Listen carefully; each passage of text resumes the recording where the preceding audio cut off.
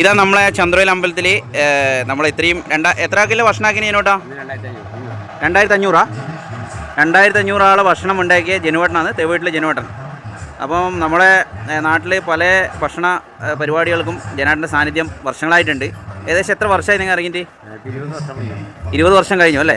എല്ലാവരും ഇവരെ തെവീട്ടിലൊരു പ്രത്യേകത പറഞ്ഞാൽ ഒരു എല്ലാവരും പാചകക്കാർ തന്നെയാണ്, പാരമ്പര്യമുള്ള ആൾക്കാരാണ്.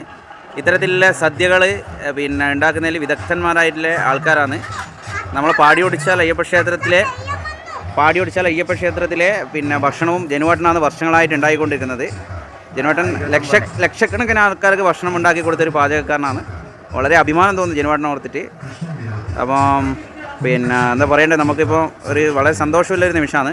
എല്ലാ കൊല്ലവും ജനുവേട്ടൻ്റെ ഭക്ഷണം കഴിക്കാനുള്ള ഒരു ഭാഗ്യം നമുക്ക് എല്ലാവർക്കും ഉണ്ട്. പാടിയൊടിച്ചാൽ അയ്യപ്പ ക്ഷേത്രത്തിൽ തന്നെ ആയിരക്കണക്കിന് ആൾക്കാർ വന്ന് കഴിച്ചിട്ട് പോകുന്നത് ജനുവേട്ടൻ്റെ ഭക്ഷണമാണ്. നമുക്ക് വളരെ സന്തോഷമുണ്ട്. ജനുവേട്ടൻ എന്താ പറയാനുള്ളത് നിങ്ങൾക്ക്? അതാണ് ജനുവേട്ടൻ എപ്പം നമ്മളൊരു എന്നാ പറയണ്ടേ, നമുക്ക് സന്തോഷമുണ്ട്. കാരണം നിങ്ങൾ ഇത്രയും കാലം നമ്മൾ വളരെ ചെറുപ്പത്തിൽ എന്നാ പറയണ്ടേ, എൻ്റെ മോൻ്റെ പ്രായം ഉണ്ടാകുന്ന സമയത്ത് നമ്മൾ നിങ്ങളെ ഭക്ഷണം കഴിക്കുന്നുണ്ട്. അപ്പം നമുക്ക് ഇതൊരു എന്നാ പറയണ്ടേ, ചന്ദ്രവേൽ അമ്പലത്തിൽ ഇന്ന് ഇത്രയും ജനങ്ങൾക്ക് ഭക്ഷണമൊക്കെ കഴിച്ചു.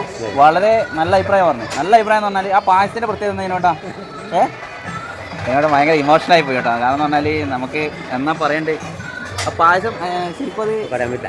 ആണല്ലേ?